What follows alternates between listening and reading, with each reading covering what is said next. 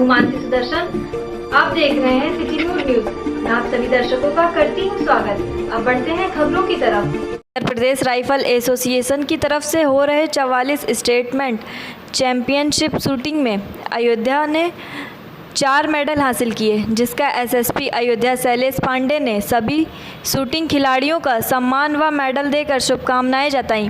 Medal पाने वालों में से जिसमें डॉक्टर डीआर भुवन को वेस्टर्न कैटेगरी में 2 मेडल आए, वहीं इन खिलाड़ियों के प्रतिनिधि कर रहे कोच शनि कुमार वर्मा जिला राइफल क्लब एवं भवदीय शूटिंग रेंज द्वारा प्रेस क्लब रिलीज जारी कर बताया कि टोल 13 लोगों ने पार्टिसिपेट किया, जिसमें 6 लोगों का सिलेक्शन हुआ। बाकी खिलाड़ी अगले स्टेट पर अपना ट्रायल देंगे। नहीं, पिछले 15 दिन पहले हम दिल्ली दादरी में गए हुए थे। वहाँ शूटिंग रेंज प्रतियोगिता में जो प्री स्टेट की प्रतियोगिता के नाम से जानी जाती है, वहाँ पे हमने 2 गोल्ड मेडल प्राप्त किए थे। एक तो एयर राइफल में और दूसरा गोल्ड मेडल हमने .22 गन में वहाँ पे प्राप्त किया हुआ था। सिल्वर मेडल जो है आपके पास। अब इसके बाद जो दूसरी उसके ऊपर की प्रतियोगिता जो स्टेट लेवल की थी, जो वहाँ पे लखनऊ एयरपोर्ट के अपोजिट नगर पालिका शूटिंग रेंज में, गवर्नमेंट की शूटिंग रेंज में, वहाँ पे ये प्रतियोगिता पिछले हफ्ते थी। उसमें मैंने वह सेम एयर राइफल में और .22 में 2 सिल्वर मेडल प्राप्त किए हैं। कितनी टीम के लोग थे आपके नहीं, वहाँ पे हमारी टीम में करीब 15 लोग थे और इसमें करीब 4 मेडल आए हैं हमारे में, और सारे बच्चों ने बहुत अच्छा किया है। डॉक्टर साहब, गोल्ड मेडल आपको मिला है, कैसा महसूस कर रहे हैं? नहीं, गोल्ड मेडल एक बहुत बड़ी चीज़ होती है और बहुत अच्छा महसूस कर रहे हैं। और ये तो मैंने सोचा भी नहीं था कि मुझे 1 महीने के अंदर ही इतने सारे 4 पदक हमें मिल जाएंगे। एक अच्छी उपलब्धि है, लेकिन अभी रास्ते बहुत आगे हैं। अभी हमें अहमदाबाद प्री नेशनल खेलना है, फिर इसके बाद नेशनल खेलना है, फिर इसके बाद इंटरनेशनल खेलना है, फिर आगे हमें ओलंपिक के लिए हम आगे बढ़ रहे हैं। आज आपको किसने सम्मानित किया? आज पिछली बार भी हमें कप्तान साहब ने अपने ऑफिस में बुला करके हमारी टीम को सम्मानित किया था। हमारे कोच शनि वर्मा जी थे, और आज भी दोबारा कप्तान साहब ने हम लोगों को अपने ऑफिस में बुला करके पूरी टीम को और हम लोगों को या हमें अलग से भी सम्मानित किया था। या सब जितने पदकधारी थे सबको सम्मानित किया। डॉक्टर साहब, आप मेडिकल लाइन से और निशानेबाजी में किस तरह से कैसे? नहीं, मेडिकल लाइन तो हम अपना प्रोफेशन है, मतलब हम इसमें पढ़ रहे हैं, काम कर रहे हैं, सेवाएं दे रहे हैं, लेकिन ये अपनी हॉबी है। शूटिंग जो हमारी हॉबी है। बचपन में मुझे बंदूकों से बहुत प्यार था। बंदूक लेके मैं सोया करता था अपने पिताजी की, और मैंने बहुत सारे फायर किए। इसके बाद मैंने एनसीसी में 2-4 महीने काम किया था, MBBS फर्स्ट ईयर में, आज से करीब 40 साल पहले। इसके बाद तो बीच में गैप हुआ, लेकिन अब थोड़ा मौका मिला तो हमने कहा चलो ठीक है, शूटिंग में भी आजमाया जाए कुछ अच्छी। अयोध्या इनायतनगर थाना क्षेत्र के ग्राम कुंभी मैट्रिक प्राइमरी स्कूल के पास ट्यूशन पढ़ाने के लिए अपनी लड़की को छोड़ने जा रही महिला को मिल्कीपुर विधायक के गुर्गों ने महिला और लड़की को पीटा। झाड़ियों में बैठकर पीड़िता की लड़की को एक पत्थर के टुकड़े से मारकर आरोपी पीड़ित महिला ने अपने थाना इनायतनगर और मिल्कीपुर विधायक के 3 गुर्गों पर आरोप लगाया है कि पीड़िता का आरोप है कि जब पीड़ित अपनी बेटी को ट्यूशन पढ़ाने के लिए छोड़ने जा रही थी, तभी द्वारिका प्रसाद मिश्रा का छोटा लड़का झाड़ियों से ईंटे के टुकड़े से मारा, और जब पीड़िता देखने के बाद राम उजागर मिश्रा को उसके घर घटना को बताने गई तो द्वारिका प्रसाद मिश्रा ने पीड़िता को गाली देने लगे और पीड़िता महिला की 5 साल की लड़की और 1.5 साल के बेटे को दबंगों ने पीड़ित महिला की गोद से छीनकर ज़मीन पर फेंक दिया और पीड़िता का बाल पकड़कर खींचा। फिलहाल अयोध्या के मिल्कीपुर विधायक के गुर्गों का मामला कई बार प्रकाश में आया है, मगर सत्ता पक्ष में दबाव में आरोपी के खिलाफ कार्रवाई नहीं होती है। योगी आदित्यनाथ एक तरफ महिलाओं की सुरक्षा की बात करते हैं, मगर यहाँ बीजेपी के विधायकों के गुर्गों की गुंडाई देखने को मिल रही है। पीड़ित महिला का आरोप है कि द्वारिका प्रसाद और उसके बेटे ने पीड़ित के बच्चों को जमकर पीटा।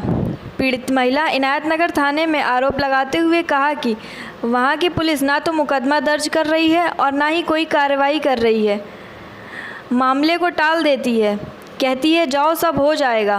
पीड़ित महिला डरी सहमी हुई है और उसे जान से मारने की धमकी दी जा रही है। कुंभी के निवासी हैं और हम अपनी छोटी लड़की हमारी 5 साल की, उसको कोचिंग ले जा रहे थे। बस उनका लड़का 1 महीने से परेशान कर रखा था, तो एक ईंटा मारा। तो हम उसके घर गए बताने के लिए, बस ना कुछ ना, मेरी बात भी पूरी नहीं सुने। हम उसको बुलाए, मेरे बाबा यहाँ आइए, कहीं क्या हुआ।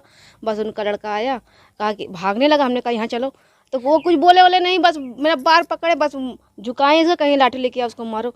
उसका लड़का देखो अपने लड़के से मरवाए, ये यहाँ पर हाथ में, सर में। जब हम बेहोश हो गए हैं तब वो जो घर में भाग के गए हैं, तब हम अपने बच्चे को उठा, मेरे बच्चे को फेंक दिए। 1.5 साल का लड़का है, उसको फेंक दिए। जब ट्रैक्टर लग जा था, हम जब जाने की अब आदमी हमारे पास है, तब हम ट्रैक्टर पर बैठ के तब बाहर गए हैं। तब दूसरे से मिलाए हैं फ़ोन, तब 100 नंबर आई है, तब समझा के चले। वो द्वारका प्रसाद मारे हैं और उनका लड़का मारा है। कहाँ के रहने वाले? डंडा कुंभी के। क्या मांग करती हैं? हमें मेरा मुकदमा लिखाया जाए। इनायत वाले थाने वाले कुछ करते नहीं है, बस वो क्या करते हैं, अच्छा ठीक है दौड़ाते हैं। हम हैं ना, हम बस ये आश्वासन देते हैं, मेरा मुकदमा नहीं लिख रहे हैं। 3 दिन बाद तो मेरा मेडिकल कराए हैं। अब उसके बाद बोल रहे हैं घर जाओ, हम वो करेंगे, क्या बोलते हैं उसको, जांच करेंगे, फिर उसके बाद हम रिपोर्ट लिखेंगे, तब मुकदमा लिखेंगे। नहीं तो किसी उच्च अधिकारी? वो लोग बोलते हैं कि जाओ, कहीं भी जाओगे, आओगे तो इनायत नगर पे, कहाँ जाएं। भारत को हिंदू राष्ट्र घोषित कराने का संकल्प ले चुके जगत गुरु परमहंस आचार्य ने अपने संकल्प की पूर्ति के लिए अयोध्या की प्रतिष्ठान पीठ तपस्वी जी छावनी के महंत पद से त्यागपत्र दे दिया है कि मैंने घोषणा किया था कि 7 नवंबर 2023 को दिल्ली के रामलीला मैदान में हिंदूवादी संगठनों के साथ आमरण अनशन पर बैठेंगे। उन्होंने कहा देश के कोने कोने में जाकर वह हिंदू संगठन को एकजुट करेंगे। उन्होंने कहा कि हिंदू व हिंदुस्तान की रक्षा के लिए भारत को हिंदू राष्ट्र घोषित कराना अति आवश्यक है। मैं जगत गुरु परमहंस आचार्य भारत को हिंदू राष्ट्र घोषित करने के लिए जो हमने घोषणा किया है कि 7 नवंबर 2023 को दिल्ली के रामलीला मैदान में अपने करोड़ों अनुयायियों के साथ में आमरण अनशन करूंगा, उसकी तैयारी में बहुत गंभीरता से हम जुट गए हैं। इसलिए जो स्थान का उत्तरदायित्व था, आज हमने जो है श्री तपस्वी जी की छावनी के महंत पद से इस्तीफा दे दिया है। जो हमारा कर्तव्य था, जब से हमें महंत बनाया गया तब से आज तक हमने उसका निर्वहन किया। लेकिन हमने जो 100 करोड़ हिंदुओं की रक्षा के लिए सभी हिंदूवादी संगठनों से जो हमने वचन दिया है कि दिन रात एक करके भारत को हिंदू राष्ट्र घोषित कराएंगे, और सारे संगठनों का कहना है जो कि दूसरे के नेतृत्व में हिंदूवादी संगठन एकजुट नहीं होंगे। केवल जगत गुरु परमहंस आचार्य ही एक ऐसे हैं कि जिसमें सभी हिंदूवादी संगठन और 100 करोड़ हिंदू उनके नेतृत्व में एकजुट हो सकते हैं। इसलिए इस मुहिम को आगे बढ़ाने के लिए आज हमने महंत पद से इस्तीफा दे दिया है, त्याग पत्र दे दिया है, और अपनी खुशी से दे रहा हूं। और स्थान का सहयोग तो करता रहूंगा, लेकिन स्थान में किसी तरह से हस्तक्षेप हमारा नहीं होगा। करोड़ों की प्रॉपर्टी है श्री तपस्वी जी की छावनी में, जमीन इत्यादि, उसमें अब हमारा किसी तरह से हस्तक्षेप नहीं होगा। हम अपनी खुशी से श्री तपस्वी जी की छावनी से रिलेटेड जो भी स्थान है, मठ है, मंदिर है, संपदा है, उससे हम आज जो है त्याग पत्र दे रहे हैं।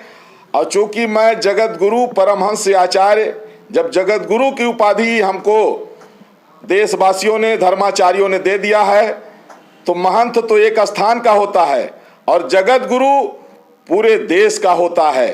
तो इसलिए, और दूसरी बात यह है कि संत समाज में जो एक विकृति आई थी कि लोग जो है पैर दबा करके साधु बनते थे और गला दबा के महंत बन जाते थे। बड़े बड़े मठाधीशों को देखा गया कि जमीन कब्जा करने के लिए, मठ मंदिर कब्जा करने के लिए गरीबों को सताना, ये चलता रहा, जिससे साधु समाज की छवि धूमिल हो गई थी। उसको भी स्थापित करने के लिए हमने ये कदम उठाया है कि संतों को जो त्याग है, जो तपस्या है, उसको महत्व देना चाहिए। समाज सेवा, राष्ट्रभक्ति को सर्वोपर रखना चाहिए, अध्यात्म को सर्वोपर रखना चाहिए। लेकिन जब साधु संत मठ मंदिर कब्जा करने में, गरीबों को सताने में और संपत्ति के लिए लड़ते हैं, तब बेहद दुख होता है। इसलिए आज हम ये कदम उठा करके और संत धर्माचार्यों को आईना दिखाना चाहता हूं कि जो साधु बन के मठ मंदिर की कब्जा कर रहे हैं, संपत्ति हड़प रहे हैं। मुझे एसी कमरों में रहने का शौक नहीं है, मुझे महंगी गाड़ियों में घूमने का शौक नहीं है, मुझे देश की चिंता है और 100 करोड़ हिंदू भाई बहनों की रक्षा के लिए, देशवासियों की रक्षा के लिए आज हम ये एक बड़ा कदम उठाए हैं। और अब हम लगातार देश के कोने कोने में, हर गली, हर गांव, हर सड़क, हर हिंदू भाई बहन के घर में जा करके एकजुट करेंगे और प्रयास करेंगे कि मोदी जी के नेतृत्व में भारत हिंदू राष्ट्र घोषित हो जाए, क्योंकि वक्त बहुत कम बचा है। जिस तरह से गजवाए हिंद की साजिश चल रही है, जिस तरह से ईसाई मिशनरियों की साजिश चल रही है, जिस तरह से इस्लामिक संगठनों की साजिश चल रही है, हिंदू और हिंदुस्तान के वजूद को मिटाना चाहते हैं। और जब हिंदू ही खत्म हो जाएंगे कश्मीर की तरह, तो फिर इसके बाद में जब हिंदू खत्म हो जाएंगे तो इसके बाद में फिर जो है गऊ, गंगा, मठ, मंदिर, जब सनातन को मानने वाले खत्म हो जाएंगे तो ये कैसे बचेंगे। इसलिए आज मैंने महंत पद से इस्तीफा दे दिया है, अपनी खुशी से, अपनी राजी से, प्रसन्नता पूर्वक। और तपस्वी छावनी से संबंधित किसी भी मठ, मंदिर, संपत्ति, जमीन से अब हमारा कोई लेना देना नहीं रहेगा। हम सिर्फ एक निस्वार्थ भाव से सहयोग करते रहेंगे। और इन्हीं शब्दों के साथ भारत माता की जय, वंदे मातरम। केंद्र और प्रदेश की सरकारें लगातार जहां राम की नगरी अयोध्या को सजा संवार कर विश्व की सबसे सुंदर नगरी बनाने की बात कर रही है, तो वहीं विदेशी भक्त भी इसमें पीछे नहीं हैं। इस कड़ी में फ्रांस के रहने वाले सुकुमी भी अयोध्या नगरी आए हैं। सुकुमी एक कलाकार हैं जो पेंट और ब्रश की सहायता से चित्रों को सजीवता के साथ उतारने में माहिर हैं। इस समय अयोध्या में सरयू किनारे राम की पैड़ी की दीवारों पर रामायण कालीन चित्रों को दीवार पर उतारने में पूरी तन्मयता के साथ जुटे हैं। सुकुमी कहते हैं कि उन्होंने रामायण पढ़ी है और भगवान राम के जीवन चरित्र से प्रेरित होकर वह अयोध्या आए हैं। यहाँ आना अपने लिए सौभाग्य मानते हैं। अयोध्या के बारे में वह कहते हैं कि अयोध्या शांत और सौम्य नगरी है। यहाँ आकर उन्हें काफ़ी शांति और संतोष का आभास हो रहा है। सर, कॉन्सेप्ट ये है कि शिवभूमि ने पूरी रामायण पढ़ी और उनको लगा कि, और हम लोग साथ में काम कर रहे थे, वी थॉट कि बहुत अच्छा लगेगा। गुप्तार घाट की बात होती है और सरयू सामने है और ये वाटर पंप है, तो कॉन्सेप्ट ऐसा है कि भगवान श्री राम जो है उन्होंने समाधि ली थी सरयू नदी के अंदर। तो और कहते हैं भगवान कभी पैदा तो हुए थे पर मरते नहीं हैं, तो इस पूरे रिवर में वो मेल्ट हो गए। तो पूरा कॉन्सेप्ट जो है भगवान श्री राम आपको पूरे पंप पे दिखेंगे और धीरे धीरे उनके कुछ जो पार्ट्स हैं, जो मतलब कुछ वो है पानी का हिस्सा बनते जा रहे हैं। इस तरह का एक कॉन्सेप्ट हम लोगों ने डेवलप किया है। बहुत ही मेटाफर रूप में, बिल्कुल लिटरल नहीं है, तो लोगों को मज़ा आएगा। भगवान श्री राम के पूरे दर्शन होंगे यहाँ पे देखने के, और टैंक के पीछे भी आप उनका एक आभास दे पाएंगे। कोशिश करें कुछ 3D इफेक्ट देने की, शायद सफल हो। क्या नाम है आपका? मीनाक्षी पायल। मीनाक्षी।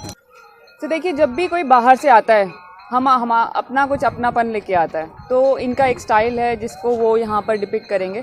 भारतीय रखा गया है, कोशिश है क्योंकि इन्होंने 10 साल कंबोडिया में बिताए हैं, तो एशियन एक टच आपको दिखाई देगा और इनकी अपनी एक शैली है वो भी दिखने को मिलेगी, तो दोनों का मेलजोल आपको दिखाई देगा। शैली का क्या नाम है?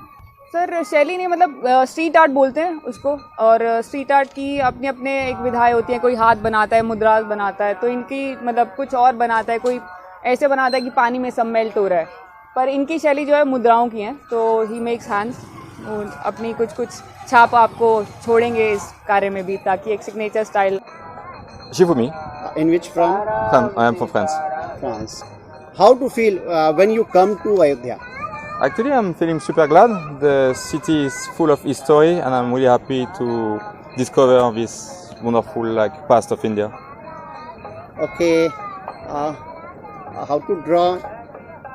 Sorry. What are you drawing? Basically, this is a mural about the Lord Ram, from the Ramayana story.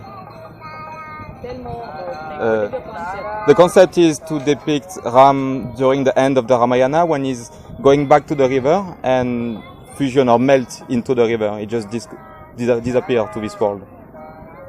Okay, thank you. आज के लिए बस इतना ही। कल फिर मिलेंगे इसी समय इसी चैनल पर। अब हमें दीजिए इजाजत। नमस्कार।